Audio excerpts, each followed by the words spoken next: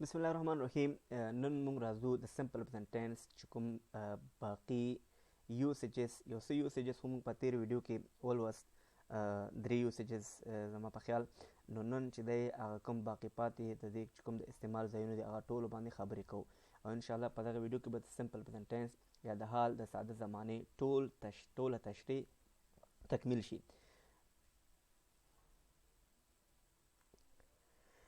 راځو څلورم استعمال د سمپل پرزنټ ټینس یا د حال د ساده زمانې، هغه ایونټس certain to happen، یعنی هغه کارونه چې په یقیني یا معینه توګه واقع کیږي.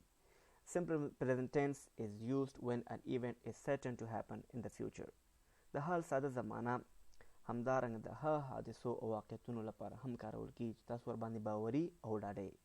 نو دغسې حادثو لپاره هم سمپل پرزنټ ټینس کارول کیږي. راځو مثالونو ته.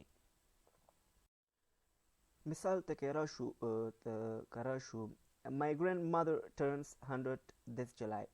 و زمانې په دغه جولای میاشت کې د 100 کالو کې. نو دا داسې یو خبره ده چې مثال داسې یو حادثه ده چې دا باوري دی مثال دی.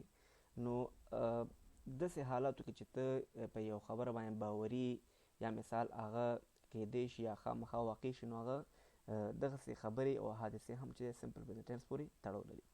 که بل مثال ته راشو Winter starts on December 21st یا 21. وایي ژمی د دسمبر په 21مه شروع کیږي. دا هم داسې یو حادثه ده چې هغه event certain to happen. مثال ته مطمئن یې چې دغه کار به په دغه وخت کې شروع کیږي. نو دغسې موضوعات هم سمپل پرزنټ ټینس پورې اړه لري یا تړاو لري. راځو د سمپل پرزنټ ټینس پنځم استعمال یا پنځم یوسیج ته. هغه پنځم استعمال موږ ته وایي فیوچر ارینجمنټس، راتلونکي ترتیبات او پلانونه، یعنی هغه کارونه چې ته راتلونکي کې ته پلان لري یا مثال یو پلان جوړ کړی، یو ترتیب دې جوړ کړی، نو دغسې خبرې او دغسې پلانونه هم په سمپل پرزنټ ټینس پورې تړاو لري. سمپل پرزنټ ټینس is used to talk about events we cannot change. For example, an official meeting or a train departure. د حال ساده زمانه د هغو حادثو په اړه هم خبرې کوي چې موږ یې تغییرولی نشو، لکه رسمي غونډې او پروازونه. نو دغسې کارونه هم چې د سمپل پرزنټ ټینس پورې تړاو لري، هغه پورې شامل دي. که مثال ته راشو موږ The meeting starts at 5 PM. وایي غونډه په 5 بجو شروع کیږي. نو دغسې مثال اوس دا یو پلان دی، یو ارینجمنټ دی دا. نو دغسې خبرې هم سمپل پرزنټ ټینس کې شامل دي. The train leaves at noon. اورګاډی په غرمه کې روانېږي. نو دغسې جملې یعنی اورګاډی په غرمه کې روانېږي، دا یو سکیجول دی، دا مثال یو ارینجمنټ دی د دوی. نو دغسې جملې هم سمپل پرزنټ ټینس کې شامل دي. When does the plane take off? طیاره کله پرواز کوي؟ نو دا جملې چې دي ټول فیوچر ارینجمنټس پورې مربوط دي چې سمپل پرزنټ ټینس ورته ویلی شو.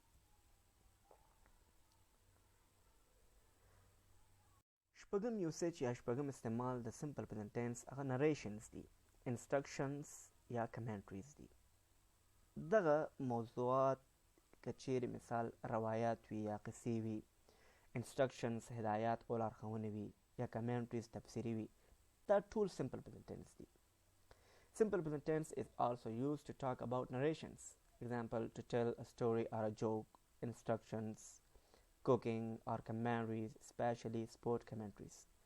دا ټول سمپل پرزنټ ټینس دي. که هغه قصې وي، ټوکې وي، هدایات او لارښوونې وي، که هغه اشپزي وي. مثال په دې تلویزیونو کې موږ کتلی شو چې مثال د اشپزي لپاره لارښوونې کوي چې مثال لومړی دغه شی واچوئ یا بیا دا مثال په دونه وخت لپاره پوخ کوي. نو دا ټول چې دی انسټرکشنز دي، دا هدایات دي، دا سمپل پرزنټ ټینس دي. یا کمنټریز دا سپورتي کمنټریانې، کوم مثال تبصرې موږ وګورو په سپورت یا په کرکټ چې کوم کمنټریز کېږي، کوم تبصرې کېږي، دا ټول سمپل پرزنټ ټینس دي. د حال ساده زمانه د روایاتو، د داستانونو، لارښوونو او تفسیرو په اړه هم خبرې کوي. که تاسو په دغه ویډیوګانو کې څه مشکل لرئ یا په ضرب باندې سم نه پوهیږئ، دا تاسو لپاره ډېره اړینه خبره چې مخکیني ویډیوګانې ټول تعقیب کړئ او هغه ویډیوګانې وګورئ، خامخا یې وګورئ. که چېرې هغه ویډیوګانې تاسو ونه ګورئ، تاسو کیدی شي په دغه ویډیوګانو باندې یا په دغه درسونو باندې پوه نه شئ. د اول سر نه کوم ویډیوګانې چې که چیرې تاسو په زمانو کې مشکل لرئ نو تاسو کتلی شئ چې مثال هغه اول ویډیوګانې اولنۍ ویډیوګانې تاسو ګورئ نو تاسو به انشاءالله کومه ستونزه نه پیښیږي. بیا هم که چیرې تاسو پوښتنه پیدا کېږي نو تاسو کمنټ کې ماته چې په اسانۍ سره لیکلی شئ. Example ته که راشو a man goes to visit a friend and is amazed to find him playing chess with his dog. یو سړی خپل ملګري ته ورځي او حیرانه کېږي چې هغه د خپل سپي سره شطرنج لوبه کوي. نو دا دغسې خبرې ګوره دا یو قصې په شان دی، د یو قصې شکل لري. دا ټول سمپل پرزنټ ټینس دي. که تاسو څوک پوښتنه کوي دا ټول سمپل پرزنټ ټینس دي. He watches the game in astonishment for a while. هغه د یو څه وخت لپاره لوبه په حیرانتیا کې ګوري. نو دا ټولې جملې چې مونږ کوم یوسیجز د سمپل پرزنټ ټینس ویل دا ټول په سمپل پرزنټ ټینس اړه لري چې دې سره زمونږ